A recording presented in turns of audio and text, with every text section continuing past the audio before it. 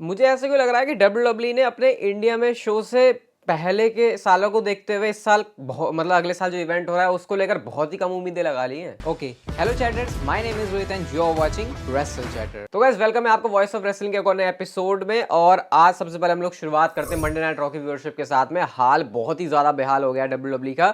Last week की जो Monday night raw की व्यूअरशिप थी वो थी 1.688 मिलियन व्यूअर्स, लेकिन इस हफ्ते व्यूअरशिप और भी ज्यादा घट गई है और रॉ को व्यूअरशिप मिली है 1.536 मिलियन व्यूअर्स। मुझे कोविड के टाइम का समय याद आ रहा है, कोविड का टाइम याद आ रहा है जब डब्ल्यूडब्ल्यूई को व्यूअरशिप इतनी ज्यादा कम आती थी और उसके बाद जब फैंस आया, दोबारा से क्राउड आया, तो उसके बाद जो व्यूअरशिप बढ़ गई थी, लेकिन अचानक से फिर से वही हाल है। वैसे भी इस हफ्ते की मंडे नाइट रॉ का एपिसोड ऐसा था जिसको लेकर मैं ये नहीं कहूंगा कि इस व्यूअरशिप कम क्यों आई है।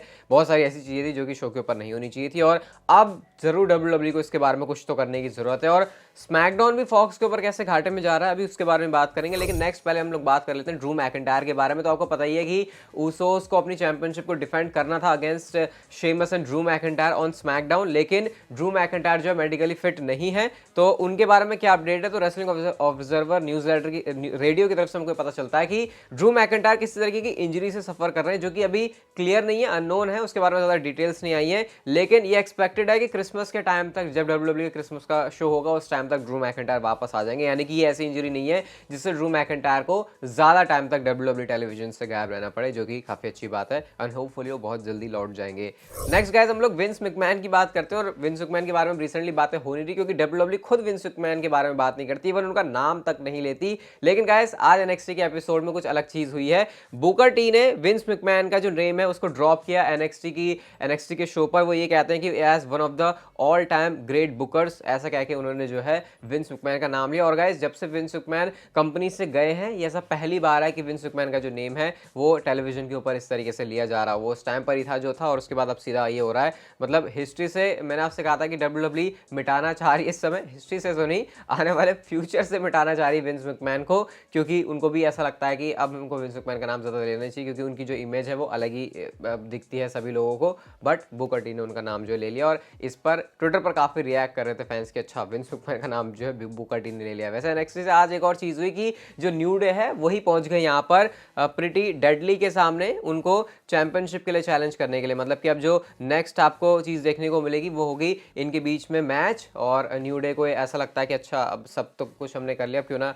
एनएक्सटी चैंपियनशिप के लिए भी जो है हम लोग जाते हैं। तो आप लोग यहाँ पे देख भी सकते हो ये कैसे कोफी और जो एक्जेवियर वुड्स है वो खड़े हुए हैं। मतलब इनकी जो फ्यूड है वो एनएक्सटी के ऊपर होने वाली है, एनएक्सटी के टैग टीम टाइटल्स के लिए। अभी मैंने आपसे कहा कि जो स्मैकडाउन है वो घाटे पर चला गया, तो क्या सीन है उसके बारे में। तो रेसलनॉमिक्स ने जो है अपडेट दी है, एक रिपोर्ट दी है, एक एनालिसिस, एक डेटा निकाला और उन्होंने ये कहा कि जो फॉक्स है वो कैसे घाटे में आ रहा है स्मैकडाउन को साइन करके। अब जो डील हुई थी डब्ल्यूडब्ल्यूई की फॉक्स के साथ में 5 साल की, आई थिंक अगर मैं गलत नहीं हूं तो $205 मिलियन हर साल जो है फॉक्स स्मैकडाउन को यानी कि डब्ल्यूडब्ल्यूई को पे कर रहा है अपने शो की मतलब ये जो है अपने इसको टेलीवाइज करने के लिए। लेकिन एक्चुअल में कमा के कितना दे रहा है स्मैकडाउन, इसके बारे में अगर मैं आपको डिटेल बताऊं तो $60 मिलियन के आसपास, $64 मिलियन के आसपास जो रेवेन्यू है वो स्मैकडाउन जनरेट करता है फॉक्स के लिए। और अगर आप इसे देखो 205 में डील और 64 में उनको जो है प्रॉफिट हो रहा है, तो ये प्रॉफिट कहीं से भी नहीं है, ये अपना जो कॉस्ट है वो भी नहीं निकाल पा रही है फॉक्स की। उन्होंने जितने पैसे दिए हैं उतना उनको रेवेन्यू भी नहीं मिल रहा है।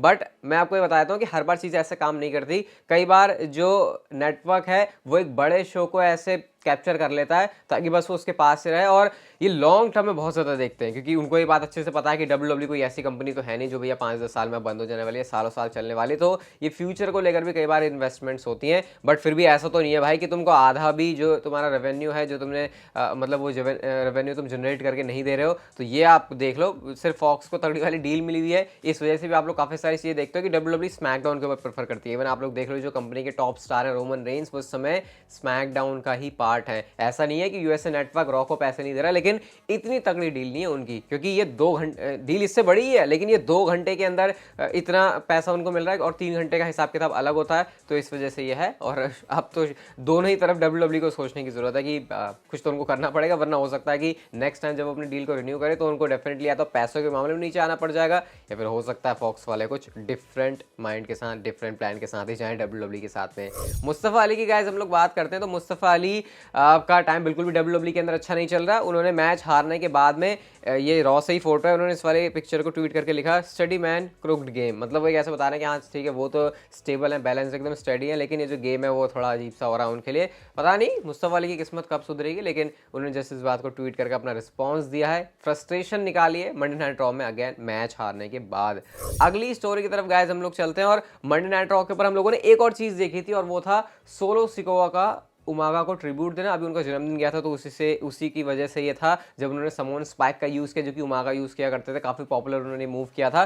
तो इस वाले ट्वीट को सोलो सिकोवा ने किया, इस पिक्चर को उन्होंने पोस्ट के ऊपर देखते हुए उमागा को याद कर रहे हैं और वो लिख रहे हैं they will always remember you, और साथ में उन्होंने ये स्पाइक ही बनाई है क्योंकि उन्होंने इस स्पाइक को यूज़ किया था, और हैशटैग एनफोर्सर जो कि नया निक नेम मिला है सोलो सिकोवा को ब्लड लाइन के अंदर। तो ये काफ़ी अच्छा था क्योंकि अभी उनका जन्मदिन भी गया है तो उसके ऊपर फिर उनको याद किया गया, क्योंकि उमागा वैसे अगर होते साथ में तो शायद अभी भी उनका वो टाइम चल रहा था जब वो कुछ ना कुछ तो होते इन रिंग कॉम्पिटिशन के आसपास, बट सैडली वो हमारे साथ इस समय नहीं है। तो ये काफ़ी अच्छा लगा है देख के, और इवन काफ़ी सारे लोग तो ये कह रहे हैं कि उन्होंने सोलो को लड़ते हुए नहीं देखा मंडे नाइट रॉ पर, उन्होंने उमागा को ही देखा अपने सामने, क्योंकि जिस तरीके से वो रिंग में भी मूव करते हैं बिल्कुल उमागा जैसे ही वो लगते हैं। अगली स्टोरी की तरफ गाइस हम लोग चलते हैं और ऊसोस ने नंबर 1 होने का अपने नाम जो है खिताब कर लिया। PWI की जो लिस्ट आई थी प्रो रेसलिंग इलस्ट्रेटेड की, उसके अंदर भी आपको पता है कि रोमन रेंज ने जो है सुपरस्टार्स की लिस्ट को टॉप किया था। अब ये जो टैग टीम की लिस्ट निकल कर आई है इसके ऊपर भी जो ऊसोस हैं उन्होंने सबसे ऊपर अपना नाम जो है दर्ज करवा लिया है। थोड़ा बहुत क्रिटिसिज्म भी मिल रहा है उनको कि अरे ये किसने लिखा है, क्या ये ब्लड लाइन की खुद की बनाई हुई PWI की लिस्ट है, लेकिन आप लोग देख सकते हो ऊसोस ने भी उसके ऊपर रिएक्ट किया और वो लिख रहे हैं a lot of salty as tag teams out there, हाँ we the ones, ऐसे करके उन्होंने उन सारे लोगों को ट्रोल कर दिया, जो कि इस बात पर ऊसोस को ट्रोल कर रहे हैं कि वो नंबर 1 पर कैसे आ गए। मेरे ख्याल से जैसा उन्होंने काम किया है इस समय नंबर 1 के ऊपर आना वो डिजर्व करते हैं, क्योंकि कुछ टैग टीम डिवीजन से हटके जब वो रोमन रेंज की ब्लड लाइन के अंदर ज्वाइन हुए हैं तो कुछ अलग ही जिमी एंड जे उसो के अंदर लग रहा है, और इसी वजह से उनको मिला। भाई तुम लॉन्गेस्ट रेनिंग WWE के अंदर टैग टीम चैंपियंस बन चुके हो, अनडिस्प्यूटेड चैंपियनशिप तुम्हारे पास है, तो मेरे ख्याल से वाला जो स्पॉट है उनको डिजर्व करना था। एटलीस्ट अगर आप पूरे स्पॉटलाइट में देखो कौन सी टैग टीम रही है तो उस हिसाब से ऊसोस का नाम तो ऊपर होना बनता ही है। नेक्स्ट गाइस, ऊसोस के भाई बंधु रोमन रेंज की हम लोग बात कर लेते हैं। तो रोमन रेंज इस हफ्ते मंडे नाइट रॉ के एपिसोड में नहीं थे, तो फिर रोमन रेंज कहां पर थे? तो रिपोर्ट्स के according Roman Reigns LA Los Angeles California के अंदर थे। और गाइस कुछ दिन पहले क्या रिपोर्ट आई थी कि WWE कुछ स्पेशल फिल्म कर रही है यहाँ पे जो कि बहुत मेजर होगा, मतलब बहुत मेजर होगा, ऐसे करके इसको बिल्कुल बिना ऐसे बड़े बड़े शब्दों में लिख के बता रहे थे। अब पता नहीं वो क्या चीज़ है, वो आने वाले कुछ 1-2 महीने के अंदर रिवील होगी। अभी WWE सिर्फ उस प्रोजेक्ट को कर रही है, या आउट होगी पब्लिक में कुछ टाइम के बाद में। तो अगर उससे रिलेटेड है तो डेफिनेटली रोमन रेंज ने कुछ तो धमाका किया है LA के अंदर, और LA थोड़ा सा ये हॉलीवुड की तरफ जाता है तो क्या पता इससे रिलेटेड कुछ हो सकता है। और वैसे भी रोमन रेंज के बारे में तुमको कैसे कैसे रूमर्स अभी सुनने को मिल रहे हैं, रेसलमेनिया का सीजन चल रहा है तो शायद कुछ बहुत बड़ी चीज़ें रोमन रेंज आने वाले टाइम में WWE के साथ मिलकर कर सकते हैं। नेक्स्ट हम बात करते हैं ऑस्टिन थियरी के बारे में। तो अभी आपको पता है बॉबी लैशली और सेथ रॉलिंस से दोनों बंदे जो आपस में लड़ेंगे, और लड़ने के बाद जो भी इनमें से जीतेगा वो जो है ऑस्टिन थियरी के सामने आएगा यूनाइटेड स्टेट्स चैंपियनशिप के लिए। तो इसके बारे में ऑस्टिन थियरी ने रॉ टॉक पर क्या कहा, वो कह रहे हैं ये बॉबी लैशली और सेथ रॉलिंस मेरी लीग के नहीं है, ये मेरे लेवल के नहीं है, ये पास्ट है और मैं हूं अब। तुम मेरे लेवल पर किसी को भी लेके आओ, किसी का भी कोई कंपैरिजन नहीं है। मैं जिस तरीके से नोबडी, वो लिखते हैं यहाँ पे कि there is nobody that is gonna carry this business and do it like me all day. मतलब ऑस्टिन थियरी के अंदर जो यहाँ पे कॉन्फिडेंस लग रहा है भाई वो अलग ही लेवल का है कि वो कुछ भी कर देंगे, वो तहस नहस कर देंगे, वो तबाही लेकर आ जाएंगे। और यही एटीट्यूड होना मांगता भी है ऑस्टिन थियरी को, स्पेशली जिस तरीके से अब उन्होंने ब्रीफ के सहारा था, कुछ तो उनको करना ही था। और इस समय जो कर रहे हैं ऑस्टिन थियरी बहुत बढ़िया कर रहे हैं। आई होप WWE डायरेक्शन से भटके ना और ऑस्टिन थियरी को इसी तरीके से आगे भी चलाते रहे।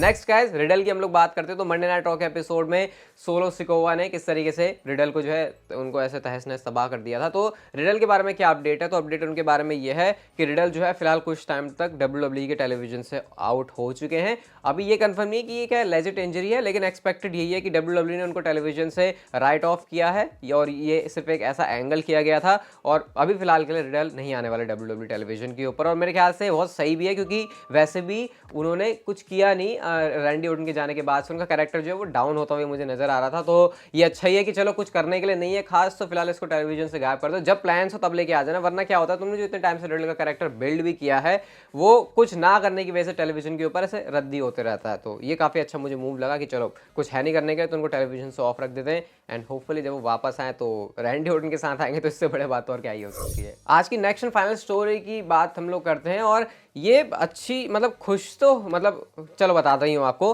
PW इंसाइडर की तरफ से ये रिपोर्ट है कि WWE का जो इवेंट है वो हैदराबाद के अंदर होगा और यहाँ पर जो इंडोर स्टेडियम है वो भी रिवील हो चुका है, जिसका नाम है गाचीबौली। सॉरी, मुझे पता है मैं इसको गलत प्रोनाउंस कर रहा हूँ, जो हैदराबाद से या फिर जो वहाँ से मुझे पता है वो उसे सही से बता देंगे।